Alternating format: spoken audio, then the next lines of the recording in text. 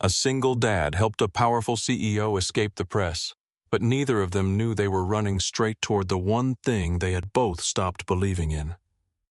Rain hammered the streets of downtown Denver as cameras closed around Madeline Cross, a woman rich enough to command boardrooms but powerless to find one quiet place to breathe. Across the street, Noah Parker sat behind the wheel of an old pickup, his 9-year-old daughter beside him, watching a stranger come apart beneath 1,000 flashing lights. Then Noah opened the passenger door. What followed was not just a rescue. It was a story about grief, dignity, fatherhood, and the kind of love that appears when two broken lives stop hiding. Stay to the end, because the smallest act of kindness can change everything. Like the video and tell us in the comments where you're watching from. The old pickup carried them west while downtown Denver dissolved behind a curtain of rain. Madeline sat rigidly beside Ellie, one hand still wrapped around the leather strap of her handbag. Her breathing had slowed, but every few seconds she looked through the rear window as if the crowd might somehow appear again, racing after them with cameras raised. There was only wet pavement, blurred headlights, and the shrinking outline of the city. Noah kept both hands on the steering wheel. He had turned the radio off after hearing her name, and he had not turned it back on. He did not ask about the failed merger. He did not ask why half the country seemed determined to watch her fall apart. He did not even ask why the chief executive of Cross Meridian Group had climbed into a stranger's truck without knowing where he was going. The silence should have made Madeline nervous.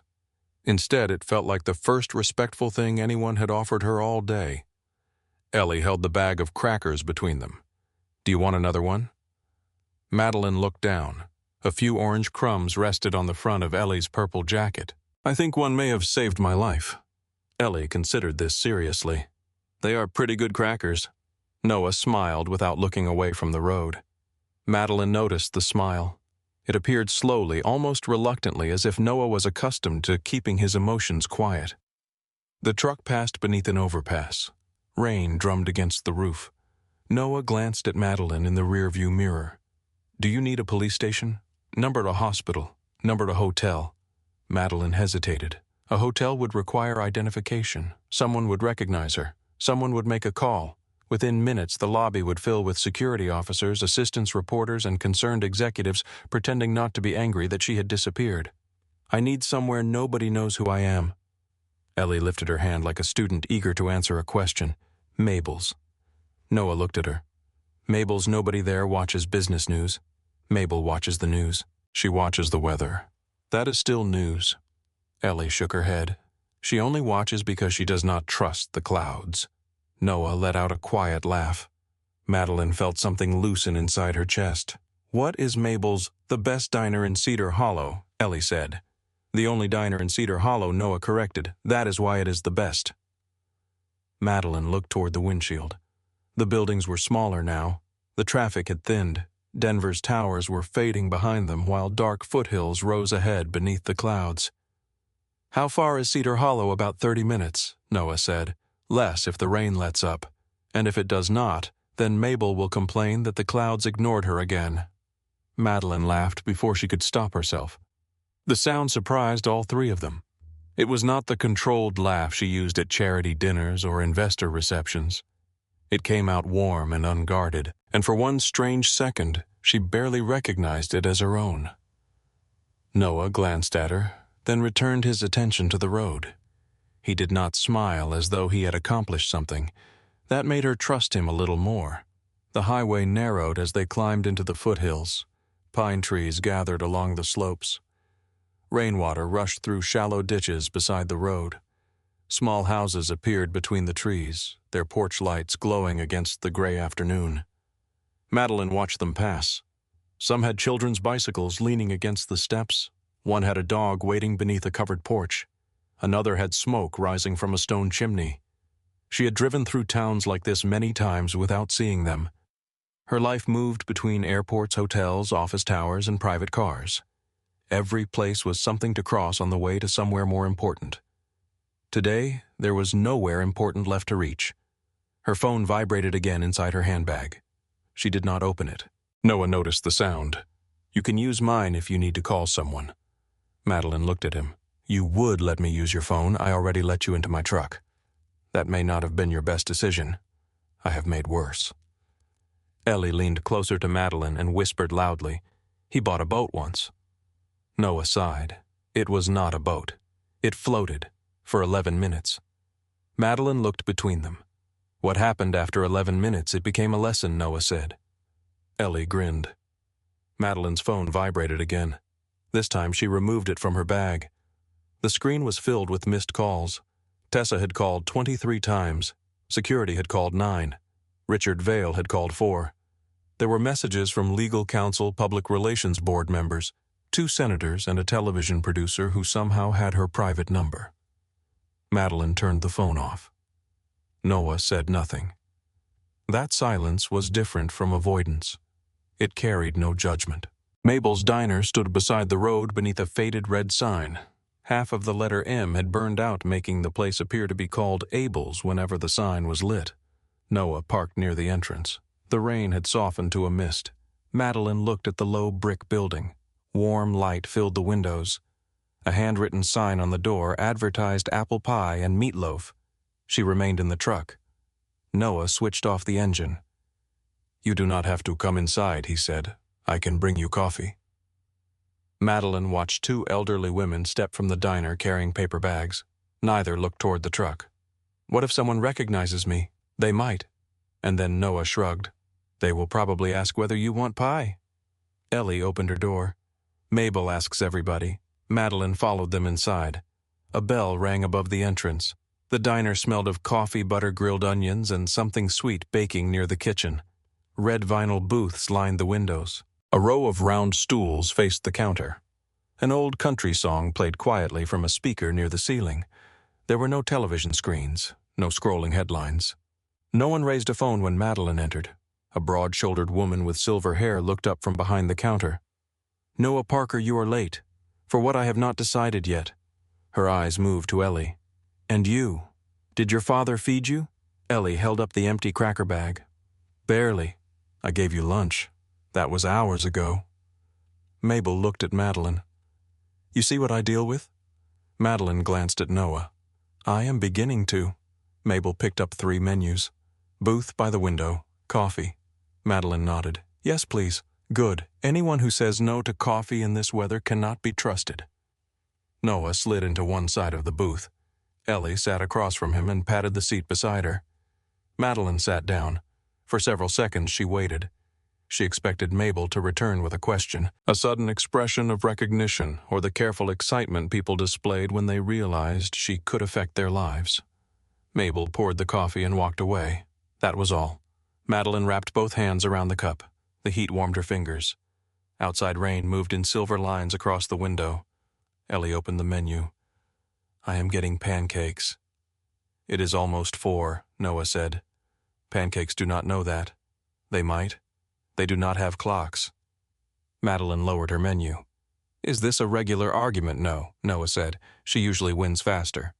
Ellie looked at Madeline. "What are you getting? I have not decided. You should get pancakes. I have not had pancakes in years." Ellie stared at her with genuine concern. Why, Madeline almost answered with the truth. Because breakfast arrived on trays during conference calls. Because mornings were divided into 15-minute blocks. Because food had become fuel she consumed while reading reports. Instead, she said, "I suppose I forgot about them." Ellie leaned forward. "You cannot forget pancakes." Noah lifted his coffee. "She has strong opinions about breakfast. And planets," Ellie added. "And planets. Saturn is the best one. According to Ellie. According to science." Madeline smiled. "Then pancakes it is." Mabel took their orders without writing anything down. When she left, Noah looked at Madeline. "Do you need to make that call now?" Madeline glanced at his phone on the table. "Yes." He slid it toward her. She carried it outside and stood beneath the narrow awning. The cold air touched her face. Tessa answered on the first ring. "Hello. It is me." There was a sharp breath. "Maddie, where are you? I am safe. Security is searching downtown. Richard is threatening to involve the police. Tell them I am not missing. You vanished in front of 40 reporters." I left. With whom Madeline looked through the diner window. Noah was helping Ellie open a small packet of crayons someone had left beside the children's menus. A man and his daughter. Silence. Tessa spoke carefully. Do you know them? I do now. Maddie, the board scheduled an emergency meeting for 7 tomorrow morning. Legal wants approval for a statement. Richard wants you back at headquarters tonight. No. No to which part? All of it. Through the glass, Ellie held up a blue crayon while Noah searched the table for another sheet of paper. Tessa lowered her voice. The stock dropped 9% before the market closed. Madeline closed her eyes. How many calls from the banks? 3. Investors are demanding an explanation. The media is saying you lost control of the deal. They have been saying that since breakfast. They are saying worse now. Madeline looked toward the parking lot. The wet road curved between dark trees. No cameras waited beyond the mist. I need 2 hours. For what? Madeline watched Noah tear a clean page from the back of a paper menu and hand it to Ellie. I do not know yet. Maddie, I will call when I am ready. She ended the call before Tessa could answer. For a moment, Madeline stood beneath the awning and listened to the rain. She had spent years making decisions that moved thousands of people. She approved budgets larger than some cities. She negotiated with government officials, investors, attorneys, and competitors. Yet the idea of returning to the diner and sitting beside a child with crayons felt more difficult than any board meeting. It also felt more important. When Madeline returned, the pancakes had arrived. Ellie had drawn a rocket ship on the paper menu. You are in it, she said. Madeline looked at the 3 figures inside the crooked silver rocket. Which one am I? The one by the window. Why? So you can see where you are going. Noah looked down at his coffee. Madeline knew he had heard the answer. She cut into the pancakes. Butter melted across the surface. Maple syrup gathered at the edge of the plate. The first bite tasted warm, sweet, and strangely familiar. She had forgotten that ordinary food could carry memory. Her mother had made pancakes on Sunday mornings when Madeline was a child. Before her father turned Cross Meridian into an empire. Before every meal became an event arranged around his schedule. She could almost hear her mother's voice telling her not to use too much syrup. Madeline put down her fork. Noah noticed. Everything all right? Yes. The word came out softly. I just remembered something. He did not ask what. The conversation moved easily after that. Noah spoke about the garage. Ellie corrected every detail. He said she spent afternoons doing homework in the office. Ellie explained that she also handled important customer relations. Noah asked what that meant. I give Frank the good chair. That is not customer relations. It is if he is a customer. Madeline listened to them move around each other with the ease of people who had repeated the same conversations many times and still enjoyed them. When Noah reached for his wallet, a photograph slipped partly free. Madeline saw a younger Noah standing beside a dark-haired woman. Ellie, perhaps 4 years old, sat on the woman's shoulders. The woman was laughing. Noah noticed Madeline's eyes and pushed the photograph back inside. Ellie saw it too. That is my mom. Madeline looked at her. Her name was Rachel. Noah's hand rested on the closed wallet. Ellie continued quietly. She died 4 years ago. The sounds of the diner seemed to soften around them. Madeline looked at Noah. I am sorry. He nodded. Thank you. His voice remained steady, but his thumb moved across the edge of the wallet. Ellie drew another line on her rocket. Mom liked Saturn too. Madeline looked at the child, then at the man sitting across from them. There were questions she could have asked. How had Rachel died? How had Noah raised Ellie alone? How did a house continue breathing after the person at its center was gone? Madeline asked none of them. She understood what it meant to have strangers believe access to your life entitled them to every private detail. Mabel brought the check. Noah reached for it. Madeline placed her hand over the paper first. Please, no. You gave me a ride. I was driving this direction. You bought me dinner. You ordered pancakes. That is still dinner. Noah pulled the check gently from beneath her hand. You can pay next time. The words settled between them. Next time. Noah appeared to realize what he had said. Ellie smiled into her glass of milk. Madeline looked out the window before either adult had to respond. When they left the diner, the rain had stopped. The sky remained heavy, but a thin line of gold appeared beyond the mountains. Noah started toward Denver. 10 minutes later, his phone rang through the truck speakers. He pressed a button on the steering wheel. Parker Auto. An older man's voice filled the cab. Noah, I hate to bother you. You are not bothering me, Frank. My truck will not start. Where are you, in my driveway? Noah glanced at the dashboard clock. I can be there in 15 minutes. He ended the call and looked at Madeline. I can take you back first. Madeline remembered the voice of Richard Vale, the board meeting, the falling stock, the statements waiting for her signature. Then she looked at Ellie, who was already reaching behind the seat for a flashlight. You told him 15 minutes. Noah studied her face. Yes, then we should not make him wait. Frank Dorsey lived 3 blocks from Parker Auto. His truck sat in the driveway with its hood raised. He stood beside it wearing a canvas coat and an old baseball cap. When Noah pulled in, Frank lifted both hands. I tried talking nicely to it. You have been threatening to sell it for 10 years. It knows I am bluffing. Noah opened the hood. Ellie climbed down with the flashlight. Madeline remained near the truck until Frank noticed her. Friend of yours, Noah looked toward Madeline. Yes. The answer was simple. It carried no title, no explanation, and no warning. Madeline had been introduced in hundreds of rooms with long descriptions of her achievements. No introduction had ever felt as generous. Noah found a loose battery connection and a cracked cable. He worked while Ellie held the light steady. Their movements were practiced. Noah reached out and the correct tool appeared in his hand before he asked. Frank stood beside Madeline. He is a good man. Madeline watched Noah lean over the engine. He seems to be. Seems Frank smiled. You must be new. 15 minutes later, the old truck started. Frank reached for his wallet. Noah named a price. Frank handed him several folded bills. Noah counted them and returned half. You need groceries. I need a truck that starts. You have both. Frank tried to push the money back. Noah closed the older man's fingers around it. Keep it. Frank's eyes moved to Ellie. Then he looked at Noah. Your father would be proud. Noah lowered his gaze for a moment. He would complain about my prices. He complained about the weather. He complained about everything. Frank smiled. Still would have been proud. When Frank drove away, Noah carried his tools into the garage. Parker Auto stood at the corner of a quiet street beneath an old blue sign. The white paint had weathered around the windows. 2 service bays opened toward the road. Inside, every tool hung in its place. The floor bore years of dark stains, but the workbenches were clean. A coffee maker sat beside a stack of paper cups. Photographs covered a wooden shelf near the office. Madeline walked closer. One showed Noah and Rachel outside the garage on its opening day. Another showed Ellie missing 2 front teeth and holding a softball trophy.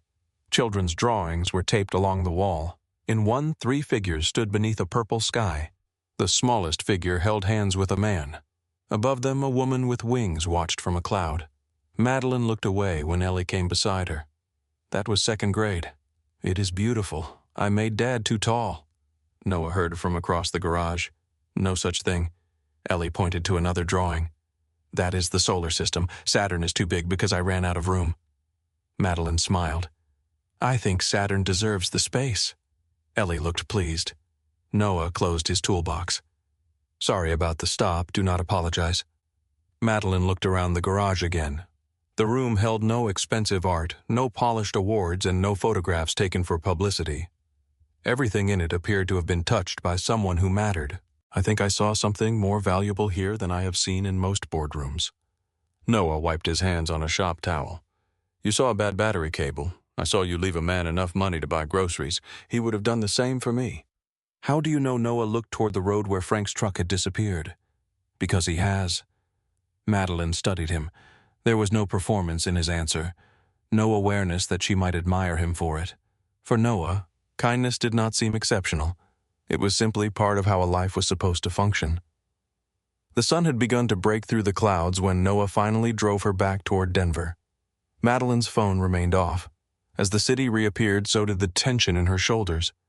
Noah noticed. Where should I take you? A hotel near Union Station. Do you have a room there? No. He glanced at her. My assistant is meeting me. That sounds more believable. Madeline looked at him. You thought I was lying. I thought you were improvising.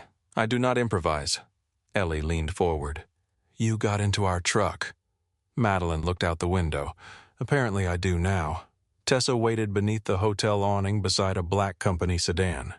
2 security officers stood several feet behind her. The moment Noah stopped, Tessa hurried toward the truck. Madeline opened the door, then turned back. You never asked why the merger failed. Noah rested one hand on the steering wheel. Would the answer change whether you needed help? Madeline felt the question settle somewhere deeper than she wanted it to. No, then I did not need it. She reached for her handbag. How can I repay you? You can stop asking that. Ellie leaned across the seat. You can come back for pancakes. Noah gave her a look. What? She did not finish all of them. Madeline smiled. Thank you, Ellie. Then she looked at Noah. Thank you for seeing me. He held her gaze. Get home safe, Maddie. The use of her shortened name startled her. No one in the company called her Maddie, not anymore. She closed the truck door and watched the old Ford disappear into traffic. The black sedan carried her beneath the Cross Meridian headquarters through a private underground entrance. By the time the elevator reached the executive floor, her phone was on again. Messages flooded the screen. The quiet afternoon vanished beneath alert schedules, demands, and questions. At 7 the next morning, Madeline sat at the head of a glass conference table 40 stories above Denver. Financial projections covered the walls. Richard Vail stood near the main screen in a dark suit. The market does not reward uncertainty, he said. The market rarely rewards honesty either, Madeline replied. Several executives looked down at their notes. Richard placed a folder in front of her. The board needs a strategy. The board had one. It involved eliminating 1,800 jobs after the merger. It involved restructuring. It involved people losing homes so senior leadership could collect completion bonuses. Richard's expression remained smooth. The public does not know that. Madeline thought about Frank closing his hand around grocery money. Perhaps they should. The room went silent. After the meeting, Tessa entered Madeline's office, carrying a thin file. Corporate security identified the man who drove you yesterday. Madeline looked up. You investigated him. They wanted to make sure you were safe. Tessa placed the file on the desk. Noah Parker, 42, widower. Father of one daughter, owner of Parker Auto and Repair. Mortgage on a small house, no lawsuits, no unusual debts, no political connections, no record of seeking publicity. Madeline turned the pages. There was nothing dramatic in them, only a quiet life built through work loss, responsibility, and repetition. Tessa sat across from her. Security suggests sending a formal gift. No. A thank you payment, no. Why? Madeline closed the file. Because he helped someone whose name he did not know. The moment money enters the story, people will decide that was what he wanted. She removed Noah's business card from the folder. The edges were worn. The blue lettering had faded. Tessa watched her place it inside her personal notebook. You want to see him again? Madeline looked toward the windows. Far beyond the city, the foothills rose beneath a clear blue sky. I want to understand why one afternoon felt more honest than the last 10 years. 3 days later, Madeline stood in her bedroom wearing jeans and a gray sweater. Her driver waited downstairs. She dismissed him. In the company garage, she chose a plain gray SUV and drove west alone. When the road curved toward Cedar Hollow, she lowered the window. Cold mountain air entered the car. Parker Auto appeared at the end of the street beneath its weathered blue sign. Madeline slowed the SUV and pulled into the gravel lot. For several seconds, she remained behind the wheel, listening to the engine run perfectly. Then she saw Noah look up from beneath the hood of an old pickup. Ellie noticed her a moment later. Her face brightened. Madeline turned off the engine and opened the door. Madeline stepped onto the gravel and closed the door behind her. The afternoon was bright, but the air still carried the cold edge of the mountains. Somewhere behind the garage, wind moved through the branches of an old oak tree. A radio played quietly from inside the open service bay. Noah stood beside a pickup with a wrench in one hand and a clean shop towel in the other. For a moment, neither of them spoke. Then Noah looked at the gray SUV. Did Denver run out of mechanics? Madeline rested one hand on the hood. My vehicle has developed a suspicious sound. What kind of sound? She considered the question. An expensive one. Noah smiled. That is not a mechanical description. It is the only kind I understand. Ellie came running from the small office carrying a pencil in one hand. You came back. There was no surprise in her voice, only happiness. Madeline felt the words in a place she had not protected. I said I might. No, Dad said you might. I said you would. Noah looked at his daughter. You also said the Rockies would win the World Series. They still could. Not this year. Ellie frowned at him, then turned back to Madeline. Is your car broken, possibly? Dad can fix anything. Noah walked toward the SUV. That is a dangerous promise. It is true. Last month you said I could fix the internet. You hit the box and it came back. I unplugged it. Same result. Madeline laughed. The sound came more easily than it had at the diner. Noah opened the driver's door and started the engine. He listened with his head tilted slightly, then pressed the accelerator. Madeline watched him from a few feet away. He moved with quiet concentration. No wasted motion. No performance. After several seconds, he switched off the engine and opened the hood. You have a worn serpentine belt. Is that serious? It will be if it breaks. How long?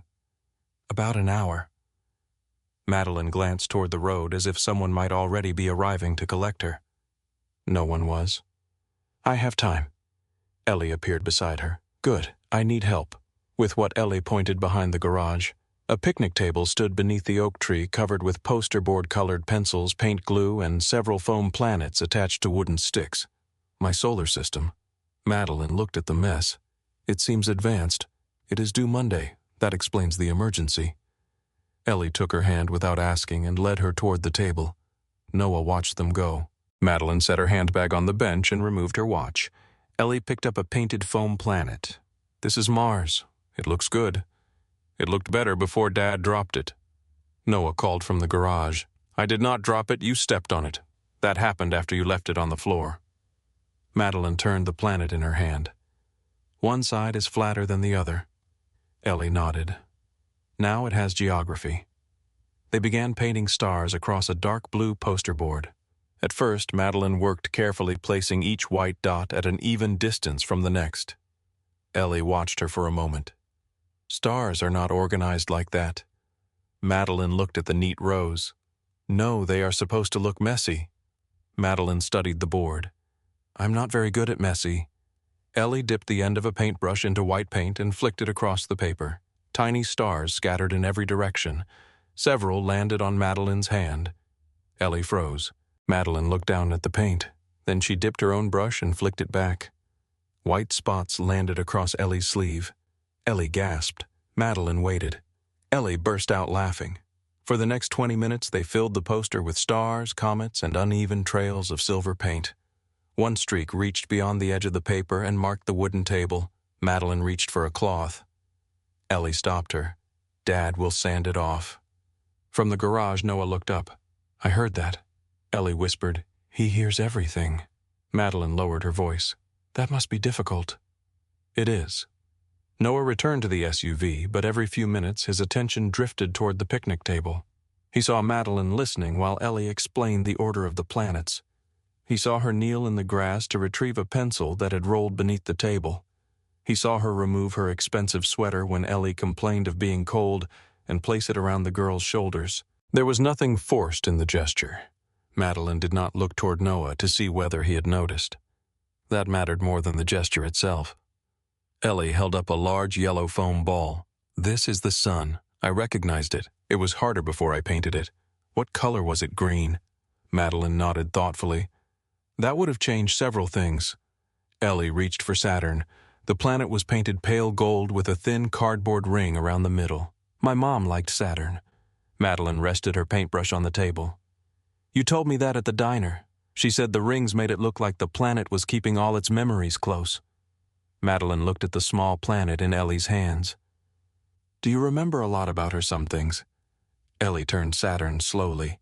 I remember she sang in the car, but she did not know all the words.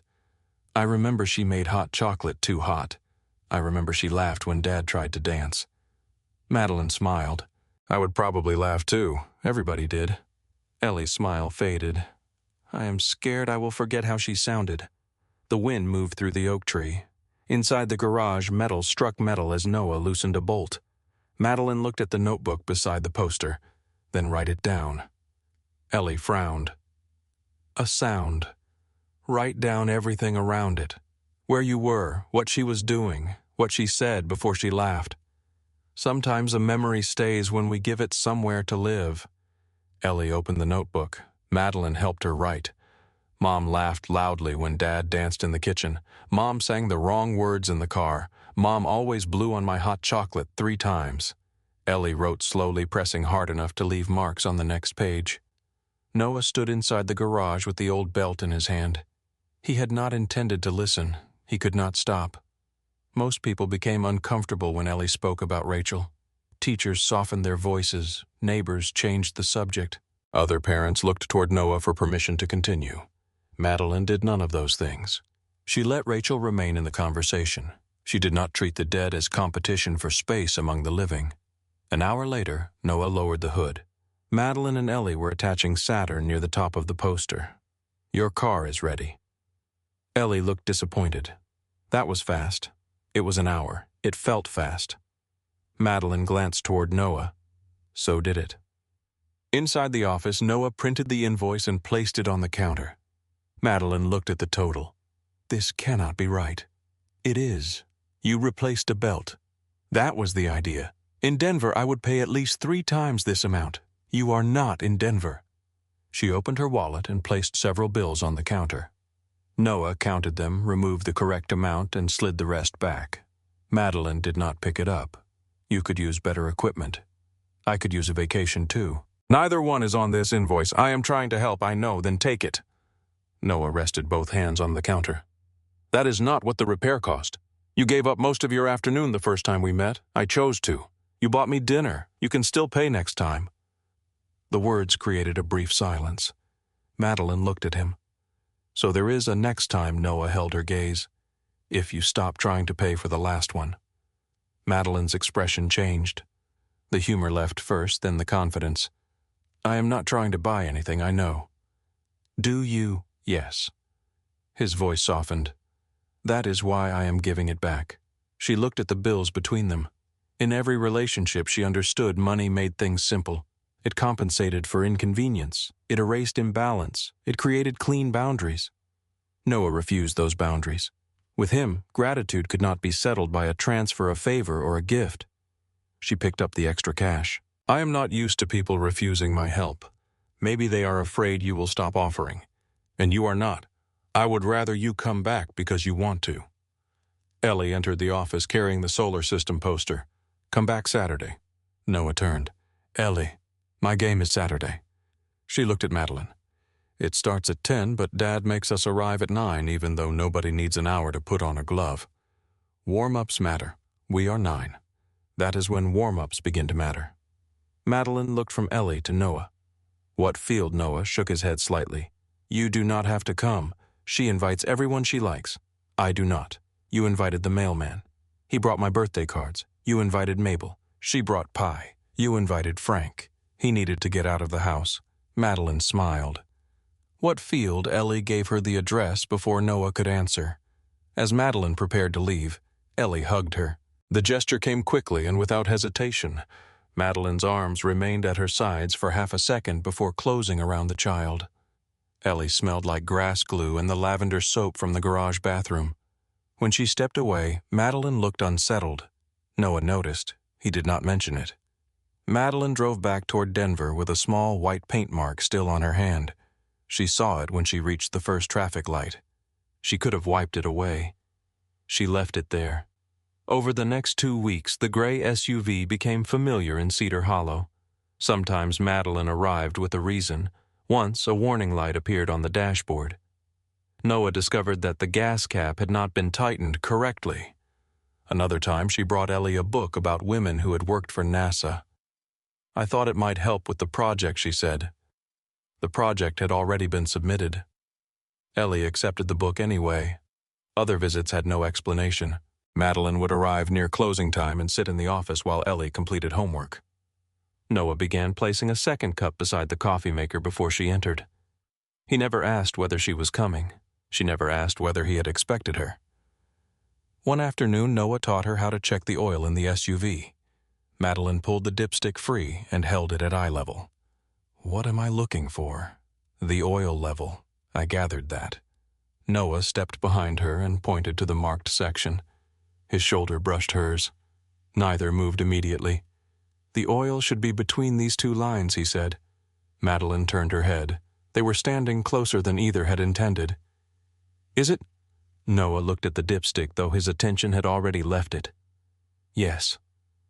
Madeline tried to return it to the engine. The end missed the opening and struck the side. A line of oil splashed across the front of her blouse. Noah stared at it. Then he laughed. Madeline looked at him. You find this amusing. I was trying not to. You failed. Completely. She looked down at the stain. Then she began laughing too. Ellie appeared in the garage doorway. What happened? Your father provided inadequate instruction. Noah shook his head. She attacked the engine. Ellie examined the stain. You look like us now. Madeline stopped laughing. Noah watched her expression soften. She looked down at the oil again. I suppose I do. The visits changed the rhythm of Noah's days. He began noticing the sound of tires on gravel. He knew the difference between Madeline's footsteps and those of a customer. He learned she drank coffee with 1 spoonful of sugar, though she claimed she preferred it black. She learned that he hummed when concentrating, that he kept Rachel's old gardening gloves in a drawer, and that he checked Ellie's bedroom window twice every night before going to sleep. Neither spoke openly about what was happening. They did not need to. It existed in the quiet spaces. One Thursday evening, a storm rolled across the foothills just before closing. Rain struck the garage roof. Thunder moved between the mountains. Ellie sat in the office finishing a reading assignment while Madeline drank coffee beside the counter. The lights flickered once. Then, everything went dark. Ellie called from the office. Dad, I am here. Noah found a battery lantern and placed it on the desk. The storm had knocked out power across the block. Ellie curled into the office chair with Noah's work jacket around her shoulders. Within 20 minutes, the sound of rain had put her to sleep. Noah closed the office door halfway. Madeline stood near the open service bay, watching water fall beyond the roof. Will she be all right here? She has slept in that chair more times than I can count. Madeline looked through the glass at Ellie. You have done this alone for 4 years. Noah leaned against the workbench. Mostly. How? The same way everyone does things they cannot imagine doing. That is not an answer. It is the only one I have. Thunder rolled in the distance. Madeline waited before asking, What happened to Rachel? Noah looked toward the lantern. For several seconds, Madeline believed he would not answer. She had a heart condition nobody knew about. His voice was quiet. One morning she complained about being tired. We argued because I forgot to buy groceries. She left to take Ellie to school. He rubbed his thumb across his palm. She collapsed in the parking lot. Madeline said nothing. I spent years trying to remember our last conversation. Not the important parts, the ordinary parts. Whether I said goodbye, whether she smiled when she walked out, whether I told her I loved her. His eyes moved toward the office. The last ordinary moment becomes important after you lose it. Madeline looked through the dark garage. My former fiancé sold private information about my family. Noah turned toward her. He gave financial records to a reporter because he wanted a position on the board. When I confronted him, he said everyone used what they had. The rain intensified. After that, I stopped asking whether people cared about me. I only asked what they wanted. Noah took one slow step closer. And what do you think I want? Madeline looked at him. The question frightened her because she had no prepared answer. I do not know. That is honest. That is not comforting. It does not have to be. Madeline glanced toward Ellie. That is what frightens me. I do not know what you want, and I still keep coming back. Noah stopped a few feet from her. Maybe you do not have to know yet. The power returned. Fluorescent lights flooded the garage. The moment broke, but neither of them stepped away immediately. Saturday morning arrived beneath a clear blue sky. The Cedar Hollow community field filled with folding chairs, coolers, and parents carrying coffee. Noah stood near the dugout with a bag of water bottles. He did not expect Madeline to come. At 9:20, the gray SUV entered the gravel parking lot. Madeline stepped out wearing jeans, a dark baseball cap, and a brown jacket. She carried a paper bag from Mabel's diner. Ellie saw her first. You came. She ran across the grass. Madeline knelt and caught her in a hug. I said I would. Noah approached more slowly. I was not sure your schedule would allow it. Madeline looked toward the field.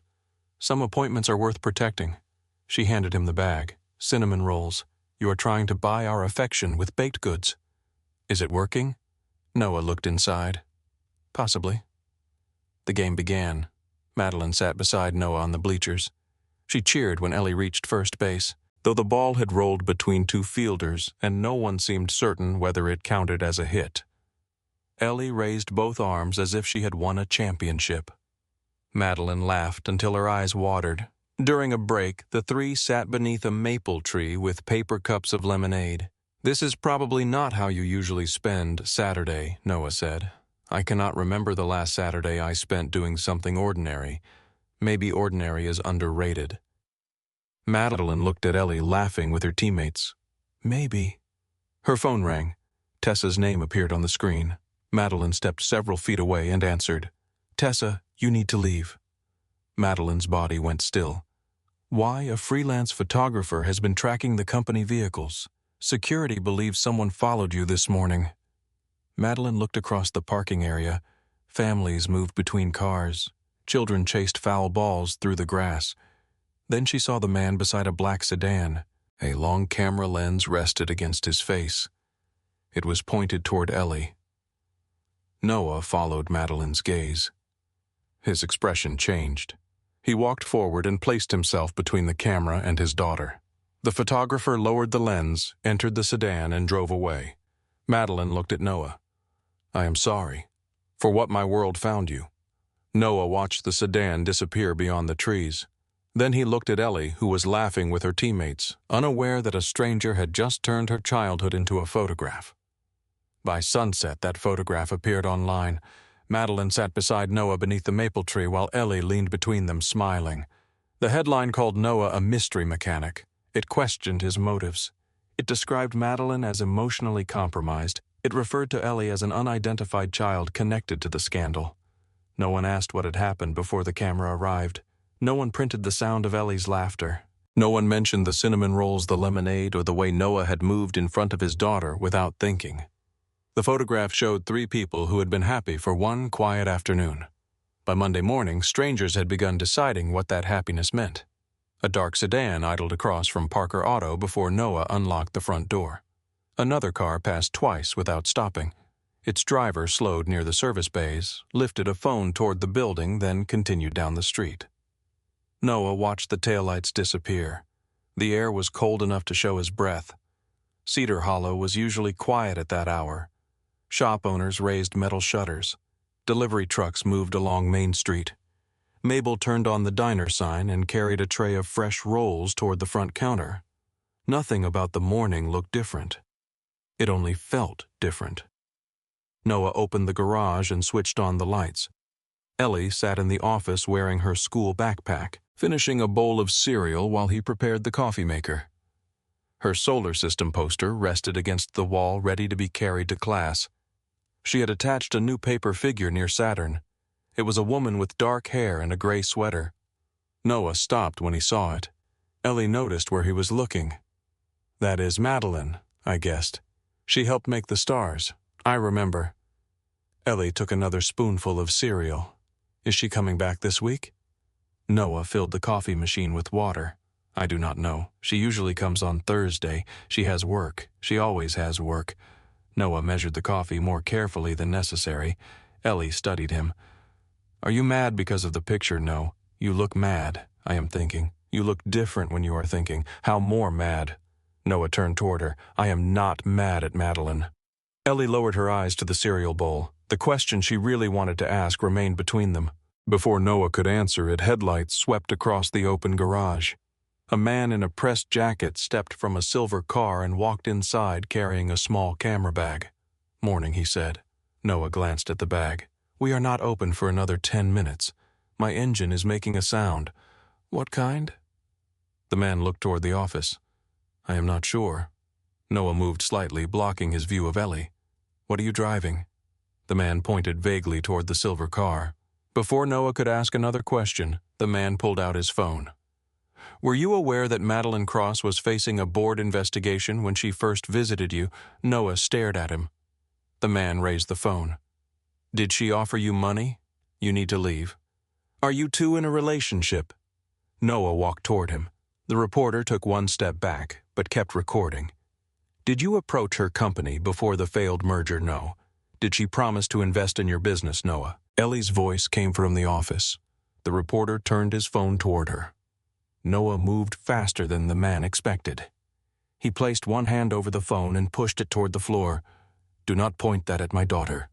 The reporter pulled away. "You cannot touch my equipment. You are standing in my garage. This is a public business. It is private property." The reporter looked toward Ellie again. Noah stepped between them. "Leave." The man's confidence weakened. He returned the phone to his pocket and walked toward the car. At the entrance he turned. "People are going to ask questions whether you like it or not." Noah held the door open. "Ask them somewhere else." The silver car left the lot. Noah remained near the entrance until it disappeared. When he returned to the office, Ellie had closed the cereal box and packed the bowl into the small sink. Was he from the news? Yes. Did I do something wrong? The question struck harder than Noah expected. He knelt in front of her. "No, you did nothing wrong." "Then why did he want my picture?" "Because he wanted attention." "From me?"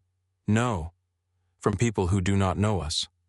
Ellie looked through the office window. "Is Madeline in trouble?" Noah paused. "She has people helping her. That does not answer me." Noah rested his hands on her shoulders. "She is dealing with something difficult." "Because she came to my game, no. Because of the picture. The picture did not help." Ellie looked toward the solar system poster. "Should I take her off?" Noah followed her gaze to the paper figure near Saturn. "No, people might see it. It is your project. She helped me." "I know." Ellie lifted the poster carefully. Noah carried it to the truck. On the way to school, a local radio station discussed Madeline and the unidentified mechanic from Cedar Hollow. Noah switched it off before the host finished saying his name. Ellie looked out the passenger window. At the school entrance, two women stood near the curb holding phones. They were not teachers or parents, Noah recognized. His hands tightened around the steering wheel. "I am walking you inside. I can go by myself. I know." He parked and carried the solar system poster. One of the women raised her phone as they passed. Noah turned his body, shielding Ellie. Inside the office, the school secretary gave him a worried look. "We received 3 calls this morning asking whether Ellie attends here." Noah felt the room become very still. "What did you tell them?" "Nothing. We do not release information about students. Do not let anyone photograph her. We will not." The principal came from the hallway. "We can have someone walk her to class and stay near the entrance this afternoon." Noah looked down at Ellie.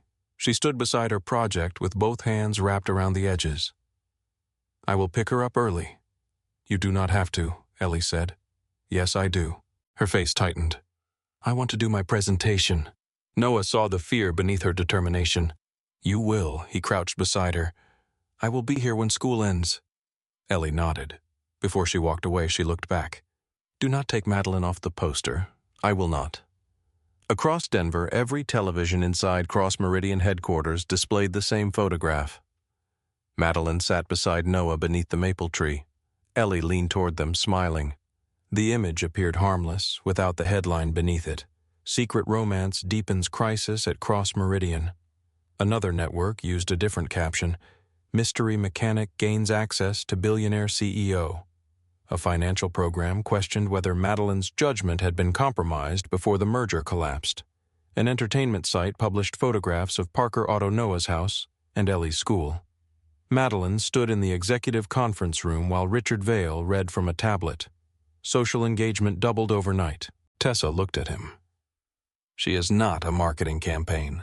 "No, but public reaction still affects market confidence."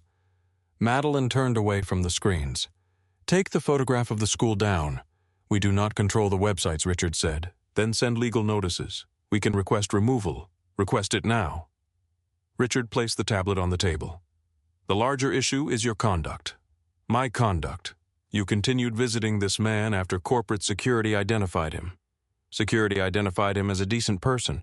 Security confirmed he had no criminal history. That is not the same thing." Madeline looked around the table. 8 board members avoided her eyes. "Has Noah asked the company for anything?" "No." "Has he contacted investors?" "No." "Has he spoken to the press?" "Not yet." "Then what exactly has he done?" Richard folded his hands. He has become visible. The answer hung in the room. Madeline stared at him. That is his offense. His visibility creates questions. Questions create uncertainty. Uncertainty affects value. Tessa spoke from the far end of the table. The press photographed a child without consent. Richard barely looked at her. The company is not responsible for the photographer. Madeline's voice hardened. The photographer followed a corporate vehicle. That is why your personal movements must be managed. My personal movements. You are the chief executive of a publicly traded company, I am aware. Then you understand that privacy is limited. Madeline looked at Ellie's face on the screen. The photograph had captured the child in the middle of a laugh. A private moment had been flattened into evidence. Richard pushed a folder toward Madeline. Our communications team has prepared a statement. It describes your contact with Mr. Parker as brief and accidental. It makes clear that no personal relationship exists. Madeline did not touch the folder.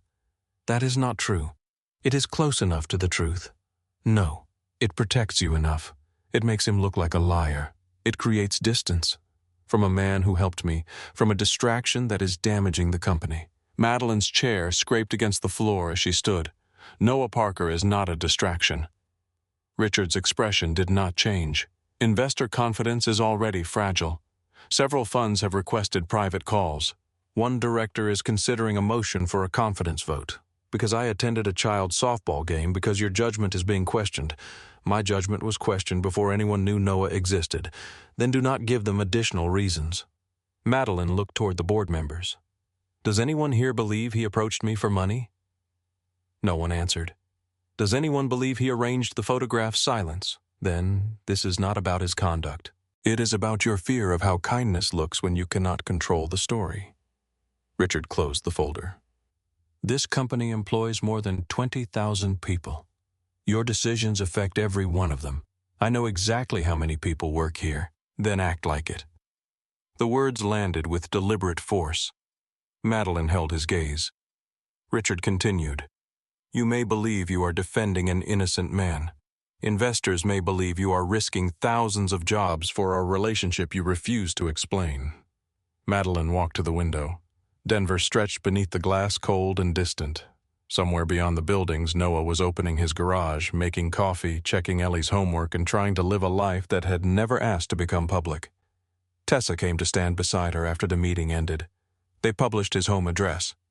Madeline turned. When 20 minutes ago. Have security remove it. They are working on it. Send someone to the house. Tessa hesitated. He may not accept that. I do not care. You should. Madeline looked at her. Tessa lowered her voice. He trusted you because you entered his life without bringing your title with you. Sending armed security to his home may feel like the title has arrived before you have. Madeline looked back toward the city. What am I supposed to do? Call him. Madeline took out her phone. She stared at Noah's name for several seconds. Then she placed the phone back on the table. At Parker Auto, the morning grew worse. A regular customer canceled an appointment after seeing 2 reporters near the entrance. Another arrived, parked, and left without getting out of his car. By noon, Frank Dorsey stood near the office window with his arms crossed. You should close for the day. No, they are frightening customers. If I close, they will think something happened. Something did happen. Noah tightened a bolt beneath the hood of a sedan. Frank watched him. You cannot fix this with a wrench. No, then stop pretending it is a normal Monday. Noah set the tool down. I have a daughter to pick up in 2 hours. I have 3 cars promised by Friday. I have a mortgage. Normal is not something I can cancel because strangers are bored. Frank's expression softened. You care about her. Noah wiped his hands on a towel. That is not the problem. It rarely is. Noah looked toward the road. 2 men stood beside a news van across the street. The problem is Ellie. Ellie likes her. That makes it worse. Frank said nothing. Noah continued quietly. She has already lost one person she loved. I cannot bring someone into her life if cameras are going to follow every visit. You think Madeline chose this no, then do not punish her for it. I am not punishing anyone. Frank looked at him for a long moment. Walking away can feel noble when you are the one making the decision. Noah returned to the engine. Frank picked up his cap. Just make sure you are protecting Ellie and not protecting yourself. At 3 that afternoon, Noah waited outside the school. The two women with phones were gone, but a dark vehicle remained near the far entrance. Ellie walked out beside her teacher carrying the solar system project. Her face was pale. Noah opened the truck door. "How was the presentation?" "Fine. Did your class like it, some of them?" He waited until they were inside the truck. "What happened?" Ellie stared at the poster in her lap. "A boy said Dad only helped Madeline because you wanted her money." Noah kept his voice steady. "What did you say? I told him you would not take extra money." "That was true. He said his mom read that Madeline bought you a garage." "She did not. I know." Ellie touched the paper figure near Saturn. Then another girl asked whether Madeline was going to be my new mom. Noah's chest tightened. "What did you say I said I did not know?" He looked through the windshield. Ellie spoke more quietly. Then everyone laughed. Noah reached across the seat and took her hand. "I am sorry. I want things to be normal. So do I. Can Madeline make it stop now? Can you?" Noah looked at his daughter. He wanted to tell her yes. He wanted to promise that he could close the garage doors, block every camera, erase every article, and return them to the Saturday morning before the photograph. He had never lied to Ellie about important things. "I can try to keep you safe. That is not the same." "No." She pulled her hand away and looked out the window. That evening, Noah found a rock on the garage floor. It had broken the small side window near the office. A piece of paper was wrapped around it. "Stay away from her." He stood among the broken glass and felt anger move through him with a clarity that frightened him. Not because of the window, not because of the threat, because Ellie's desk stood 6 feet away. Noah swept the glass into a metal pan. He covered the broken window with a sheet of plywood and checked the locks twice. Ellie sat at home with Frank's sister working on math homework. Noah had not told her about the rock. Headlights entered the lot shortly after 8. The gray SUV stopped near the garage. Madeline stepped out before Noah could reach the entrance. She wore the same dark coat she had worn to the board meeting. Her hair was pulled back. There were shadows beneath her eyes. She saw the plywood. "What happened?" Someone broke the window. Her eyes moved to the last pieces of glass near the wall. Was Ellie here? No. Madeline closed her eyes briefly. "I am sending security to your house. No. Noah, I said no. Someone threw a rock through a window near your daughter's desk, and men with guns outside my home will make her feel safer." "They can stop this from happening again. You cannot know that. I can do something." Noah looked at her. "I know. Then let me." He picked up the broom. Madeline stepped closer. "Why are you acting as if I caused this on purpose? I am not." "It sounds like you are." Noah set the broom against the wall. "I am trying to keep my daughter from becoming a story. So am I. You have a legal department. You have security. You have people whose entire job is controlling what the world sees. And none of them stopped that photograph. No." The word came out sharper than he intended. Madeline stared at him. Noah ran a hand across his face. "I am sorry. Do not apologize for being angry. I am not angry at you." "Then who, everyone?" His voice rose for the first time. "The photographer, the reporters, the people who posted her school, the parents repeating things their children carry into class. Myself for letting her stand beside you where anyone could see." Madeline's face changed. "You regret it." "No, you just said you did. I regret what it cost her. She was happy, I know." "So was I. I know that too." The garage fell silent. Rainwater dripped from the edge of the roof outside. Madeline looked toward the office. Ellie's science notebook lay beside a cup of colored pencils. "I never wanted any of this to reach her. Wanting does not change what happened. I can protect her." Noah turned toward her. "She is not a problem your company can manage." Madeline stepped back as if he had struck her. Noah immediately wished he could take the sentence back. Her expression became still. "I do not think she is a problem, I know. Do you? Yes. Because you seem to think everything connected to me is dangerous." Noah looked at the plywood covering the broken window. "At the moment it is." Madeline followed his gaze. Her voice softened. "What are you asking me to do?" Noah could hear Frank's warning. "Walking away can feel noble when you are the one making the decision." He looked at Madeline and saw the woman from the truck trapped beneath camera flashes with nowhere to go. He also saw Ellie sitting in the school parking lot asking whether anyone could make the world normal again. "I think you should stop coming here." Madeline did not move. "For how long, I do not know." "That sounds permanent. I did not say that. You did not have to. Noah took one step toward her. Ellie has already lost one person she loved. I am not Rachel. I know. Then do not treat me like another loss waiting to happen. That is not what I am doing. What are you doing trying to think like her father, and not like yourself? Myself comes second. Madeline's eyes glistened, but her voice remained controlled. Is that what you really want? Noah looked at her. He thought about the extra coffee cup beside the machine, the oil stain on her blouse, her hand helping Ellie write down memories of Rachel, the way she laughed at the softball field before the camera found them. No. The honesty left him exposed. Madeline waited. Noah forced himself to continue. It is what I believe I have to do. She looked toward the office again. Does Ellie know no? Will you tell her I chose to leave no? Then what will you tell her that I made the decision? Madeline nodded slowly. At least one of us gets to be honest. She turned toward the entrance. Noah followed her into the lot. Maddie. She stopped but did not face him. I did not come into your life because I needed somewhere to hide. Noah stood behind her. I know. I came back because it was the first place in years where I did not feel alone. His throat tightened. She continued. You keep saying you are protecting Ellie. Maybe you are. But leaving without letting her have a voice does not erase the loss. It only decides it for her. Noah had no answer. Madeline opened the SUV door. I will not come back unless you ask me. She got inside and drove away. Noah remained in the gravel lot until the red taillights vanished around the corner. At home, Ellie sat at the kitchen table coloring the rings around Saturn. She looked up when Noah entered. Was Madeline at the garage? Noah removed his coat. Yes. Why did she not come here?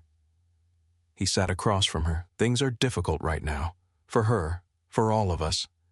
Ellie placed the pencil down. Is she coming Thursday?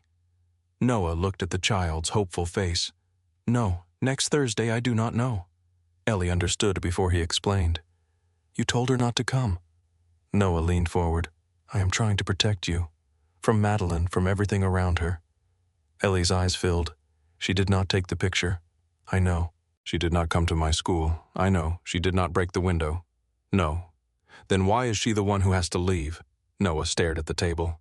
Ellie stood, took the paper figure of Madeline from her project and carried it toward her bedroom. At the hallway she turned. You said people ruin things when they care more about the story than the person.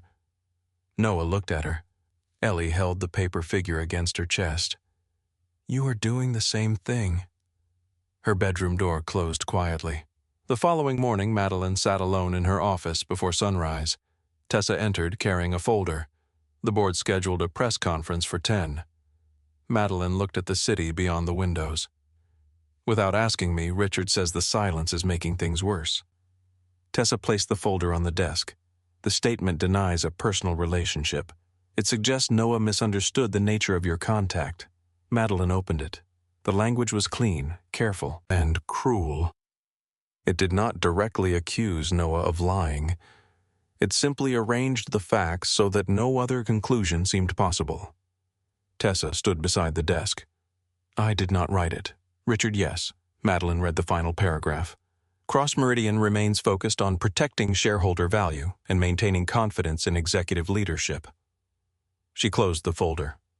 Outside the building, news crews were already gathering.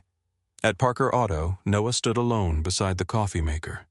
2 paper cups rested on the counter. He picked up the second one and placed it back inside the cabinet. Then he switched on the old television near the office ceiling. Madeline's headquarters appeared on the screen. A reporter announced that the chief executive would address the public within the hour. Noah turned down the volume. Across Denver, Madeline placed Noah's faded business card beside the prepared statement. One represented the safest words money could produce. The other carried the name of a man who had offered help before he knew hers. At 10 o'clock, the auditorium doors opened. Reporters filled every row beneath the bright stage lights. Camera operators adjusted their lenses. Financial analysts whispered over printed notes while television producers counted down to live broadcasts.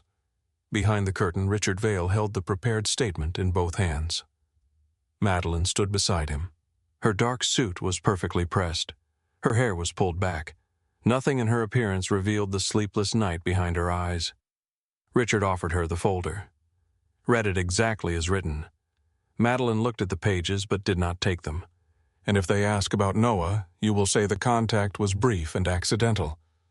It was neither. You will say there is no continuing personal relationship. Madeline remained silent. Richard lowered his voice. By tomorrow, the story begins to disappear. Investors calm down. The board delays the confidence vote. Mr. Parker returns to his garage, with the country believing he used me. He will survive. That is not the same as being innocent. Richard glanced toward the curtain. You are responsible for more than one man's reputation. I know. Then act like the chief executive of this company. Madeline looked at him. Does being chief executive require me to lie? It requires you to protect 20,000 employees. By destroying someone who has no lawyers, no communications team, and no seat at this table, it requires you to understand scale. Madeline finally took the folder. For a moment, Richard seemed relieved. She opened it and read the first paragraph. Cross Meridian Group wishes to clarify recent speculation regarding an individual who provided temporary assistance to Madeline Cross during a private security matter. The language reduced Noah to an individual. The afternoon at Mabel's became temporary assistance. Ellie disappeared completely. Madeline turned the page. The company has found no evidence of an ongoing relationship and believes Mr. Parker may have misunderstood the nature of their limited contact. Her fingers tightened around the paper. Richard watched her. This is the responsible choice. Madeline closed the folder.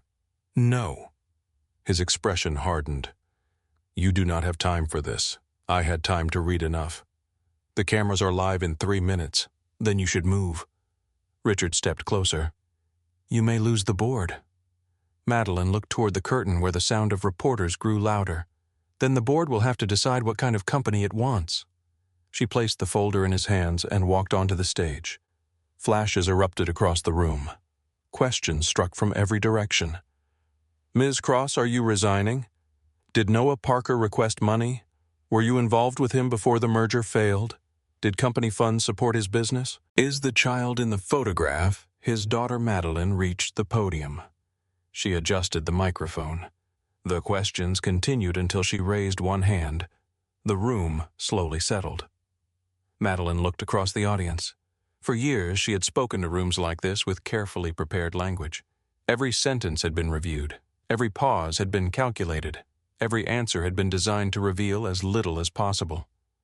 This time, the pages in front of her were blank. Several weeks ago, she began, I walked out of this building and found myself surrounded by people who wanted something from me. The room became quiet. Some wanted an explanation. Some wanted a headline. Some wanted proof that I was frightened. A few reporters shifted in their seats. One man saw the same scene and wanted nothing. Madeline looked directly toward the central camera. His name is Noah Parker. At Parker Auto, Noah stood beneath the raised hood of a delivery van. The old television near the office ceiling carried the live broadcast. Frank Dorsey and 3 customers had gathered beneath it. Ellie stood near the doorway with her backpack still over one shoulder. Noah kept his eyes on the engine. Then Madeline said his name. The wrench in his hand stopped turning. On the television, Madeline continued. Noah did not recognize me. He did not ask my name. He did not ask what happened to the merger. He saw a person who needed a safe place to breathe, and he opened the door of his truck. A reporter lifted his hand. Ms. Cross, are you confirming a romantic relationship?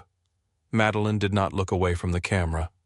I am confirming that an honest man has been accused of dishonesty because the truth was less profitable than speculation. The reporter lowered his hand.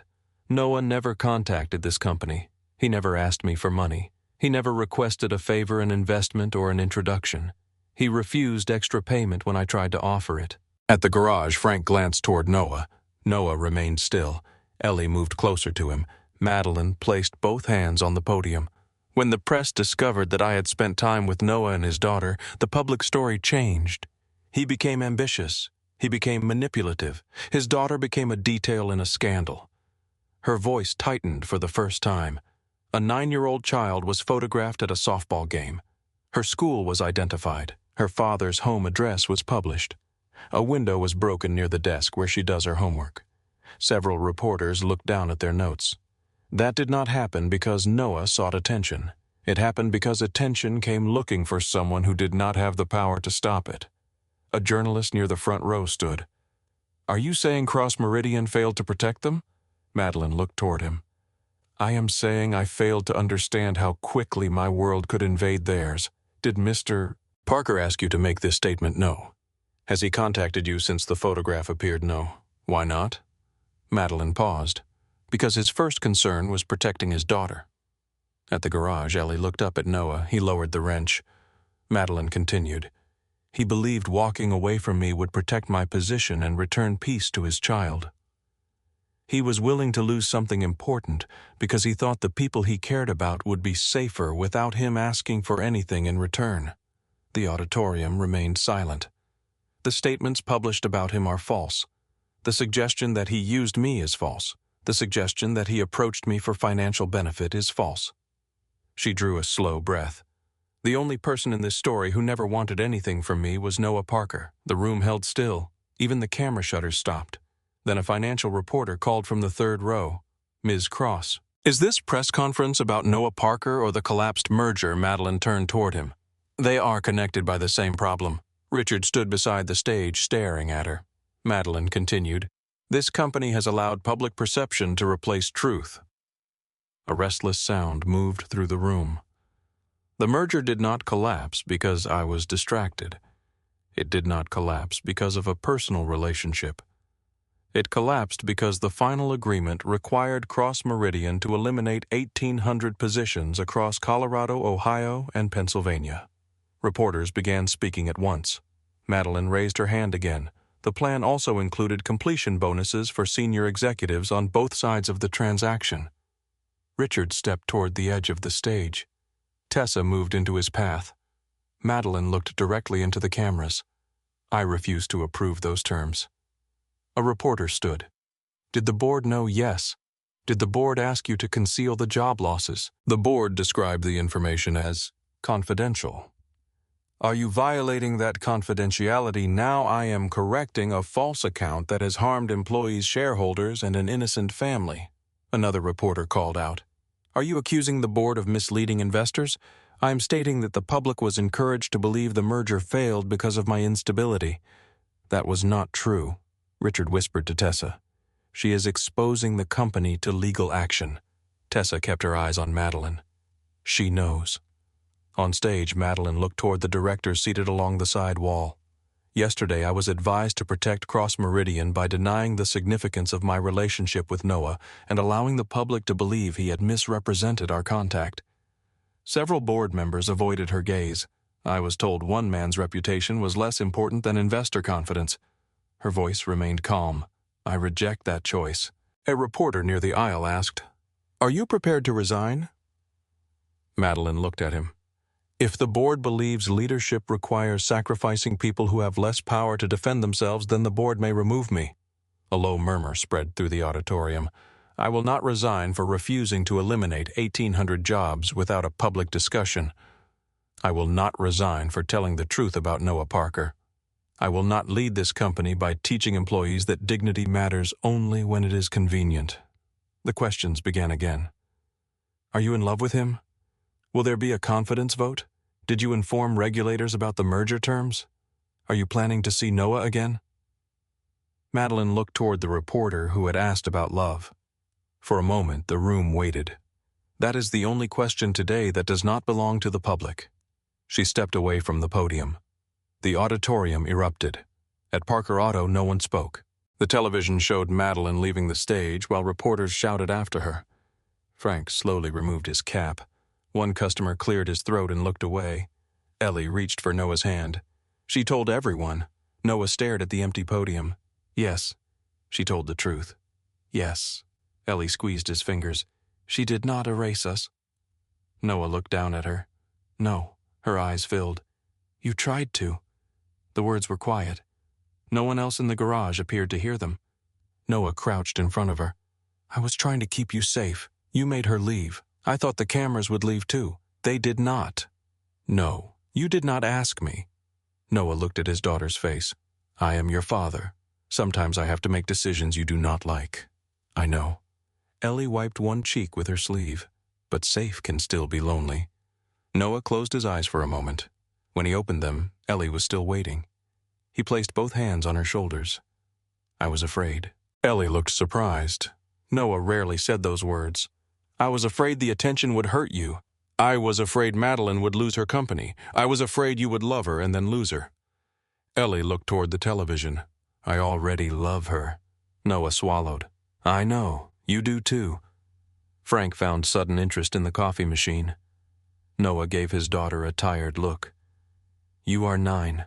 That does not make me blind. A small smile appeared through her tears. Noah pulled her into his arms. She held him tightly. On the television, analysts were already discussing the legal and financial consequences of Madeline's statement. At Cross Meridian, the consequences arrived before she reached her office. Richard followed her into the private conference room and closed the door. What did you do? Madeline removed the microphone clip from her jacket. I told the truth. You disclosed confidential merger terms on live television. I disclosed planned job losses that were being hidden behind false accusations about my private life. You exposed the company to lawsuits. The company was already exposed. You accused the board of dishonesty. I described what happened. Richard placed both hands on the table. There will be a confidence vote this afternoon. Then call it.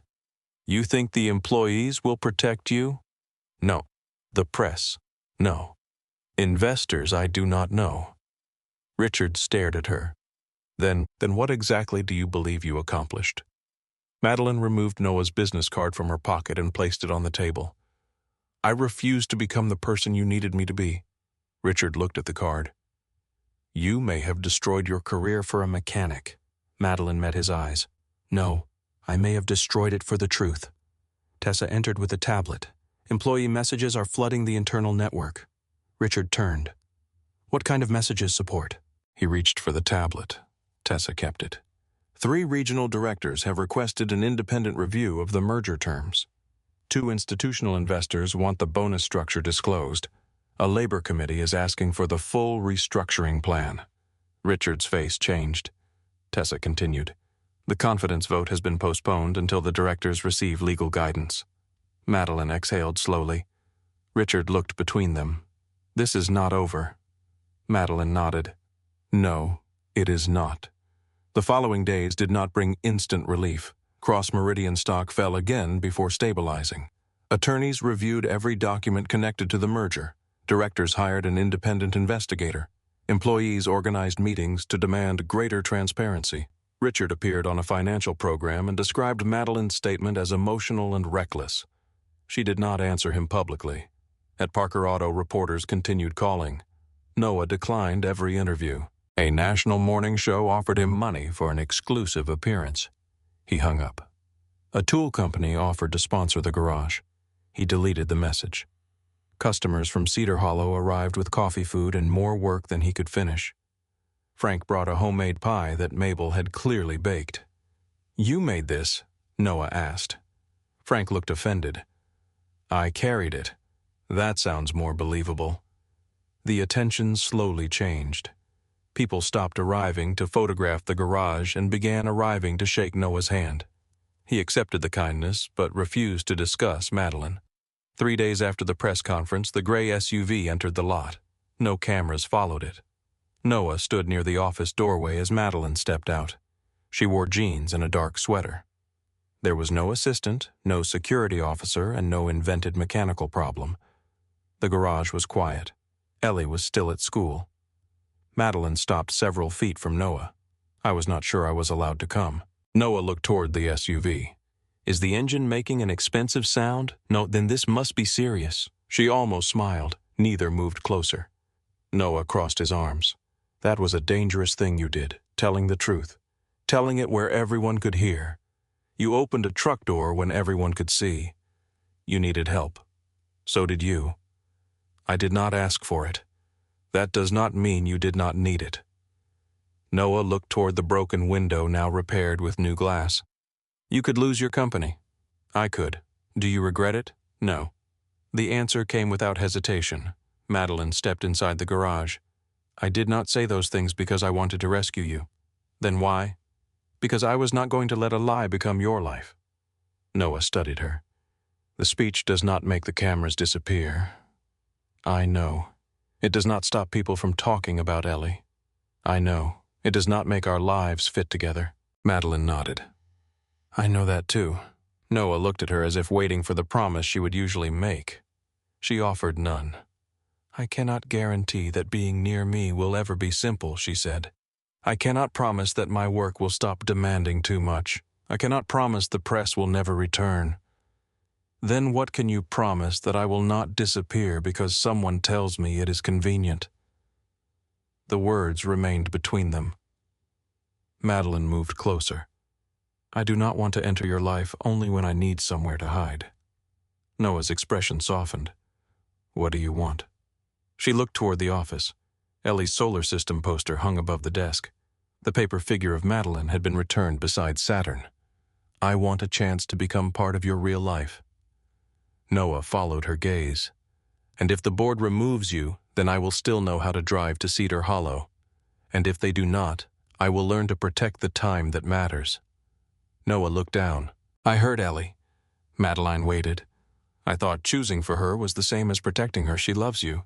That does not mean I was right. No. He looked at her. You could have made that easier. You did not need easy. A reluctant smile touched his face. You sound like me. I have spent too much time here. No such thing. The familiar answer made them both quiet. Noah walked to the coffee maker. He opened the cabinet and removed 2 paper cups. Madeline watched him place them on the counter. You kept the second cup, I put it away. That sounds dramatic. It was a difficult morning. He poured coffee into both cups. Madeline accepted hers. 1 spoonful of sugar. You claim you drink it black. I've been reconsidering several things. Noah leaned against the counter. If we do this, we move slowly. Slowly. Ellie comes first. She should. We do not use her to pretend we are further along than we are. I agree. You tell me when the press is following you. I will. You do not send security to my house without asking. Madeline lifted the cup. That one may require discussion. No, fine. Noah looked at her. And you stop inventing problems with your car. I never admitted to that. The belt was worn, but the suspicious sound was imaginary. You cannot prove that. I am a mechanic. Madeline took a sip of coffee. 1 spoonful. Noah smiled. Footsteps sounded outside. Ellie appeared at the garage entrance with Frank behind her. She stopped when she saw Madeline. For 1 second, no one moved. Then Ellie dropped her backpack. Madeline barely had time to set down the cup before Ellie ran into her arms. Madeline held her tightly. I am sorry, she whispered. Ellie pulled back. Are you leaving again? Madeline looked toward Noah. He gave a small nod. Not today. Ellie looked between them. What about Thursday? Madeline smiled through tears. I can protect Thursday. Ellie hugged her again. Noah stood beside the coffee maker watching them. The garage door remained open to the afternoon light. Cars passed on the road without slowing. Inside, 3 cups rested on the counter. Inside the garage, 3 cups rested on the counter. For several minutes, none of them tried to explain what the moment meant. Ellie stood between Madeline and Noah with one arm around each of them. Madeline held her carefully as though the child might disappear if she loosened her grip. Noah watched them with the quiet expression of a man discovering that relief could hurt almost as much as fear. Frank remained near the entrance. He cleared his throat and picked up Ellie's abandoned backpack. I suppose somebody should rescue this before a car runs over it. Ellie looked over Madeline's shoulder. Thank you, Frank. Frank handed the bag to Noah. You are welcome. He glanced at Madeline, then at the coffee cups. I have somewhere else to be. Noah looked toward the empty road, where Frank placed his cap on his head. Somewhere that is not here. He walked outside before anyone could question him further. Ellie released Madeline and wiped her face with both sleeves. Madeline reached into her handbag for a tissue. Ellie accepted it, then looked at the 3 cups. Mine does not have coffee, right? No, Noah said. Hot chocolate. With 3 marshmallows, there were 2. Ellie stared at him. Noah opened a cabinet and added a 3rd. Madeline leaned against the counter watching father and daughter negotiate as if the last several weeks had not cracked their routines open. The garage looked the same. The tools still hung in careful rows. The office light flickered when the heater started. The repaired window reflected the late afternoon sky. Yet, something had shifted. Madeline no longer stood near the door with her handbag ready. Noah no longer looked as though he expected her to leave. Ellie carried her drink to the office and began unpacking her homework. Madeline remained beside Noah. "Do you need to return to Denver eventually?" "That sounds uncertain." "I canceled the rest of the day." Noah looked at her.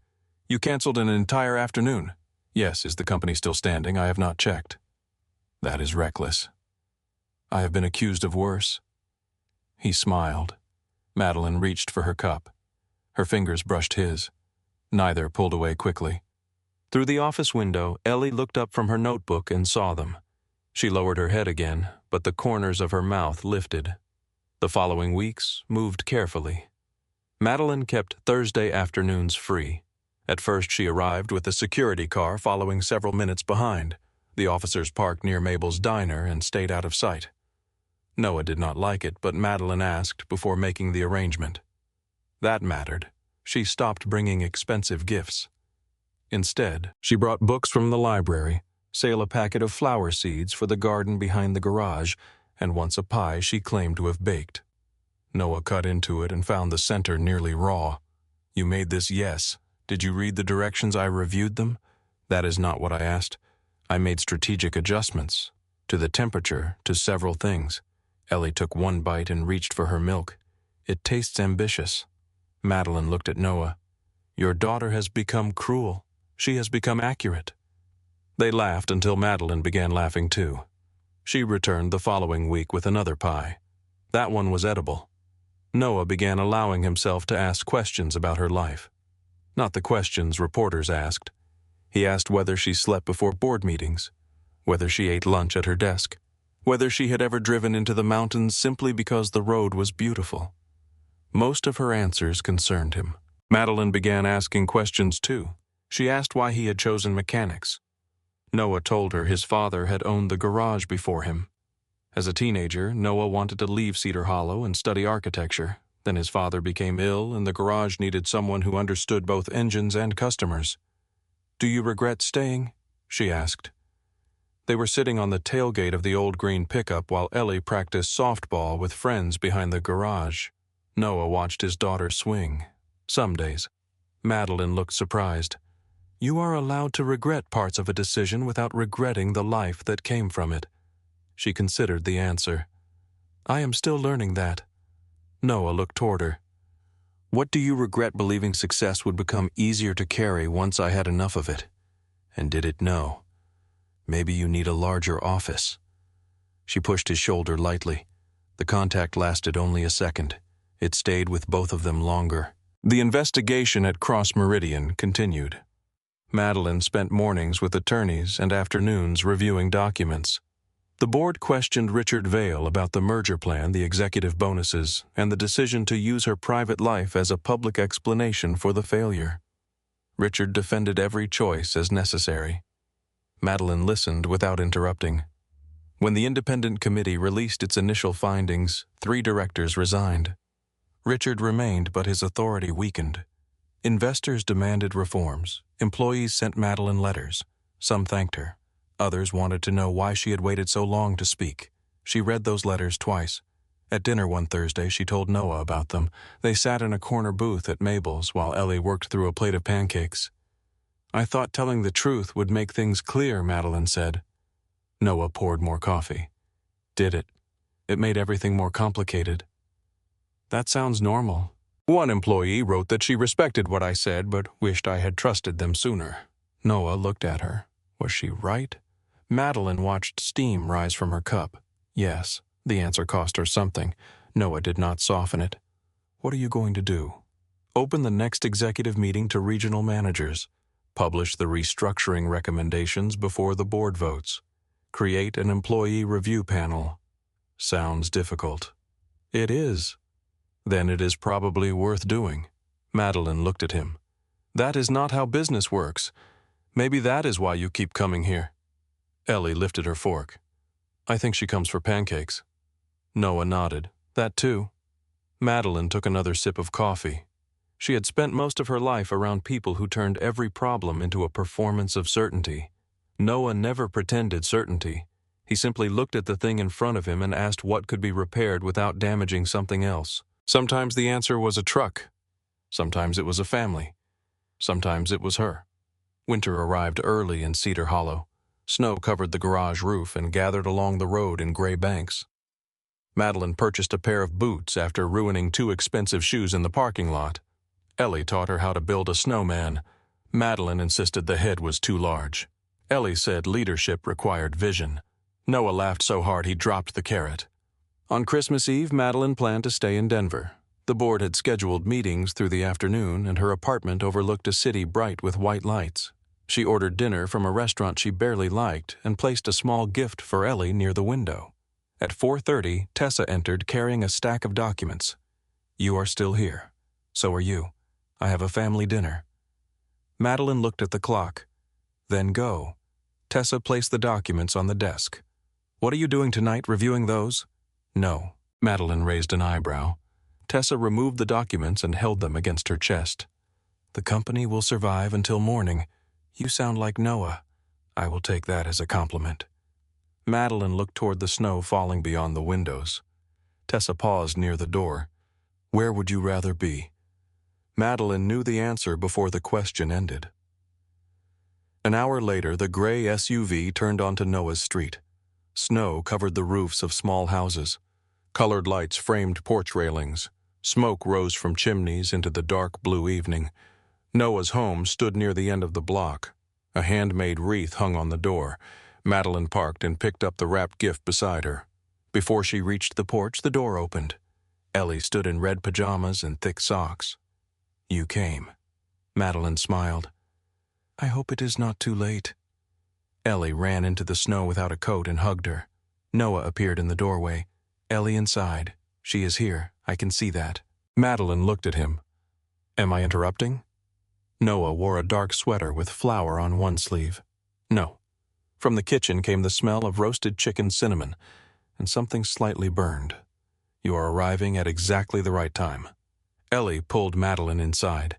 The house was smaller than she expected. A fire burned in the living room. Handmade ornaments covered the tree.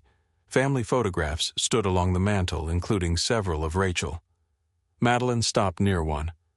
Rachel sat on the hood of the green pickup laughing while Noah looked toward her from beneath an open engine. Ellie followed Madeline's gaze. "That was before I was born. She was beautiful, yes." Noah stood behind them. Yes, she was. The moment carried no tension, only memory. Madeline placed the gift beneath the tree. Ellie handed her a paper ornament shaped like Saturn. "I made this for you." Madeline held it carefully. The rings had been cut from gold paper. A small photograph of the 3 of them at the garage had been taped to the center. Noah had taken the photograph one Thursday when Ellie insisted they needed evidence that Madeline had learned to check the oil correctly. Madeline ran her thumb across the edge. "I love it. You have to put it on the tree." She chose a branch near the front. The ornament turned slowly in the warmth from the fire. At dinner, Noah served chicken potatoes and green beans. Ellie explained that the burned smell came from the first batch of rolls. Noah defended himself. "The oven temperature is unreliable." Madeline looked at him. "Did you review the directions?" Ellie laughed so suddenly that milk nearly came through her nose. After dinner, they exchanged gifts. Madeline gave Ellie a small telescope. Before Noah could object, she handed him the receipt. "It came from a used equipment store. I paid a fair price. The return period is still open." Noah examined the box. "You planned this conversation extensively." Ellie hugged the telescope. "We are not returning it." Noah looked at Madeline. "I appear to be outnumbered." Madeline gave Noah a wrapped package. Inside was an old architectural sketchbook she had found at an estate sale. The first page remained blank. He looked at it for a long time. "You remembered. You told me you wanted to study architecture. That was 20 years ago. The pages do not know that." His eyes lifted toward hers. "Thank you." He gave her a small wooden box. Inside lay a key. Madeline stared at it. "It is for the side door of the garage," Noah said. She looked up. "You are giving me a key. Ellie keeps locking the office when she goes outside."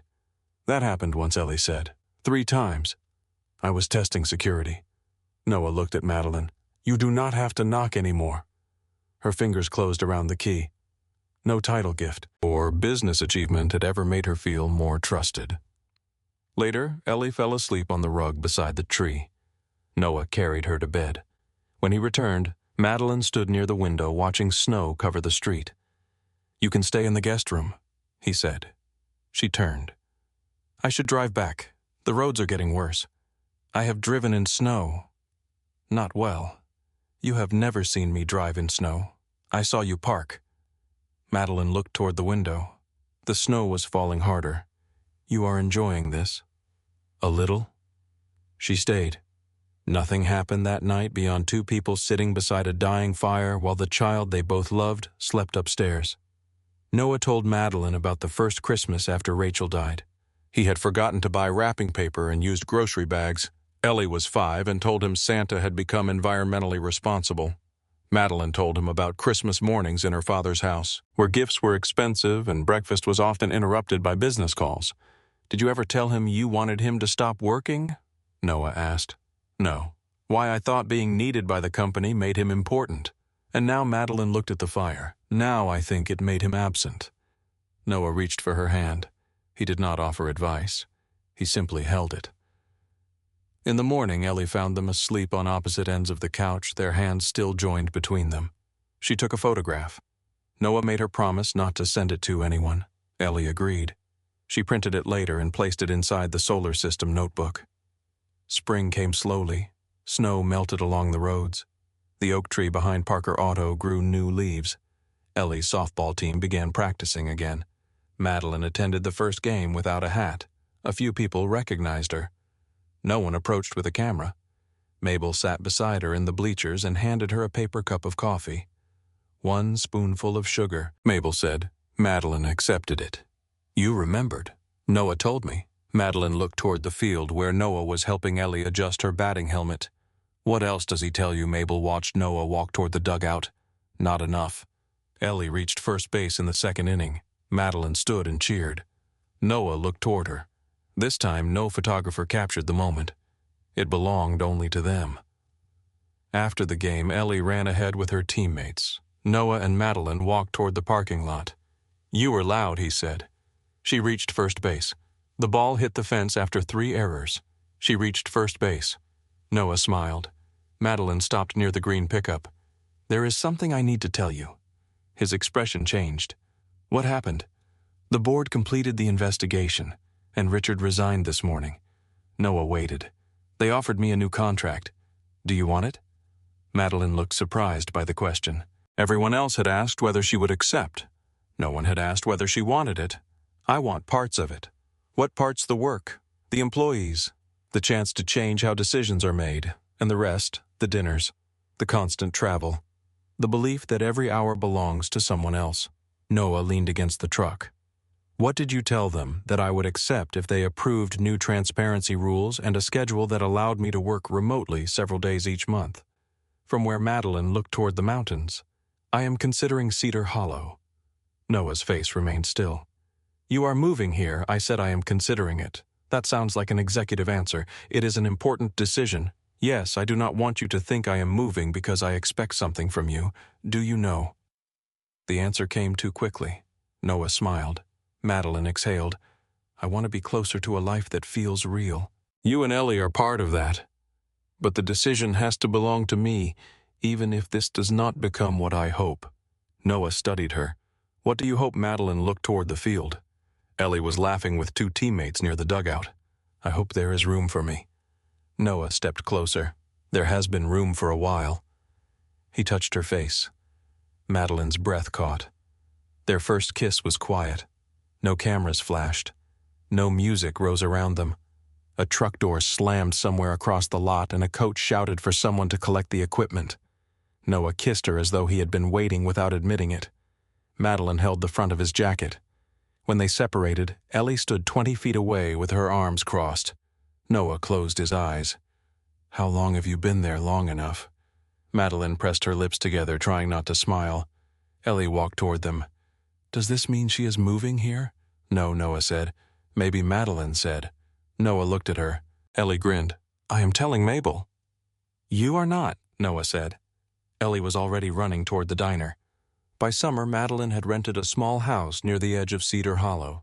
She refused to purchase the largest property available. She chose a white house with a deep porch and a view of the mountains. The first night, Noah helped assemble a kitchen table. Madeline handed him the wrong screw 3 times. "You run a manufacturing company," he said. "I make strategic decisions. You are strategically holding the wrong piece." Ellie sat on the floor reading the instructions. "You are both doing it wrong." They finished after midnight. The table leaned slightly to one side. Madeline refused to replace it. She hosted her first dinner there the following Thursday. The pasta was overcooked. Noah ate 2 servings. Ellie covered hers with cheese. Afterward, they carried drinks onto the porch. Fireflies moved through the grass. Madeline sat between Noah and Ellie, listening to the quiet. Her phone remained inside. At the end of August, Ellie entered a regional science fair with a project about memory and sound. She had recorded people from Cedar Hollow describing voices they never wanted to forget. Frank spoke about his wife. Mabel spoke about her younger brother. Noah spoke about Rachel laughing in the kitchen. Madeline spoke about her mother calling her Maddie. The project won second place. Ellie declared that first place had used too many graphs. Madeline attended the ceremony. When Ellie received her ribbon, she looked toward Noah and Madeline in the audience. There was no hesitation in the direction of her smile. Autumn returned 1 year after the day Noah opened his truck door. The Cedar Hollow Harvest Festival filled the town square with music, food, and strings of warm lights. Children carried painted pumpkins between the booths. A local band tuned instruments beneath the gazebo. The smell of cider and fresh bread drifted through the cool air. Noah helped unfold tables near the community dinner tent. Frank supervised while doing none of the work. "You placed that table too close to the walkway," Frank said. Noah looked at him. "You are welcome to move it. I am supervising. You appointed yourself. Leadership often begins that way." A familiar gray SUV turned into the square. Noah stopped. Madeline parked beneath a maple tree and stepped out carrying an apple pie in a glass dish. She wore jeans, boots, and a green sweater. Her hair moved loose around her shoulders. No assistant followed. No security vehicle waited nearby. Ellie saw her and ran across the grass. "You are late." Madeline shifted the pie to one hand and hugged her. "By 2 minutes. That is late here." Noah approached. "We have standards." Madeline held up the pie. "I made this." Noah examined the crust. One edge was darker than the rest. "Did you review the directions?" "Carefully, and followed them." "That is a separate question." He took the dish. "Around here, pie arrives exactly when it is needed." Madeline looked at him. "Even ambitious pie. Especially ambitious pie." They spent the afternoon serving food. Madeline helped children decorate pumpkins and listened while Mabel explained why the cider needed more cinnamon. Noah repaired a loose wheel on a vendor's cart. Ellie moved between them carrying plates and giving instructions nobody had requested. As evening settled over the square, the festival lights came on one by one. The band began a slow song. Families gathered near the gazebo. Madeline found Noah sitting on a wooden bench at the edge of the square. She sat beside him. Ellie chased fireflies with several friends nearby. For a while, Noah and Madeline said nothing. The silence felt familiar. It was the same quiet that had filled the truck after the cameras disappeared behind them. Only now, neither of them was trying to escape. Madeline watched Ellie run beneath the lights. "Do you remember what you said to me that day?" Noah leaned back against the bench. "I said several things. You told me to get into your truck if I wanted to disappear. That sounds irresponsible now. It was. Still worked. For a few hours." Noah turned toward her. Madeline looked at the families filling the square. "I thought I needed to disappear because everyone knew my name, and now I think I needed someone to see me without it." Noah followed her gaze toward Ellie. "You were difficult to miss. I was standing beneath 40 cameras. That helped." She smiled. "You gave me more than a ride. I gave you crackers. Those were Ellie's. I paid for them." Madeline laughed softly. Then her expression changed. "I spent years thinking love would arrive as certainty. Someone would say the right thing, make the right promise, remove every reason to be afraid." Noah waited. It never came that way. No, It came with bad coffee car oil, softball games, and a child who refuses to respect schedules. Noah looked toward Ellie. She respects schedules when they involve pancakes. Madeline reached for his hand. You gave me somewhere worth returning to. Noah closed his fingers around hers. You gave Ellie permission to love someone without feeling she was leaving Rachel behind. Madeline's eyes filled. And you? Noah looked at her. You reminded me that protecting my daughter does not mean teaching her to be afraid of every door. Ellie ran toward them and stopped when she saw their joined hands. Finally, Noah looked offended. We have been together for months. I meant the serious conversation. Madeline laughed. Ellie sat between them, forcing Noah to move over. She leaned against Madeline's shoulder and placed her feet across Noah's boots. The band continued playing. Leaves moved across the ground in the cool evening wind. Across the street, the old green pickup waited beneath a maple tree. A shallow dent remained in the passenger door from the afternoon Madeline climbed inside. Noah had repaired the engine, replaced the tires, changed the brakes, and repainted part of the hood. He had never repaired that dent. Madeline noticed it whenever she passed the truck. She never asked him why. Ellie looked toward the vehicle. Are we going home soon? Noah looked at Madeline. Which home, Ellie considered the question. Madeline's house has better blankets. My house has the telescope, Madeline said. Our house has better hot chocolate, Noah replied. Ellie stood. We should move everything into one house. Noah stared at her. Madeline lowered her face, hiding a smile. Ellie began walking toward the food tables. I solved it. Noah looked at Madeline. She does that. She may be right. His expression softened. Maybe. Madeline rested her head against his shoulder. The festival moved around them without demanding an explanation. No one asked what the CEO saw in the mechanic. No one asked what the mechanic expected from the CEO. No one asked whether their lives belonged together. Ellie returned carrying 3 cups of cider. She handed one to Madeline and one to Noah, then sat between them again. The 3 cups touched lightly as they settled onto the bench. Above the square, the lights glowed against the darkening sky. The old truck waited nearby with the passenger door unlocked.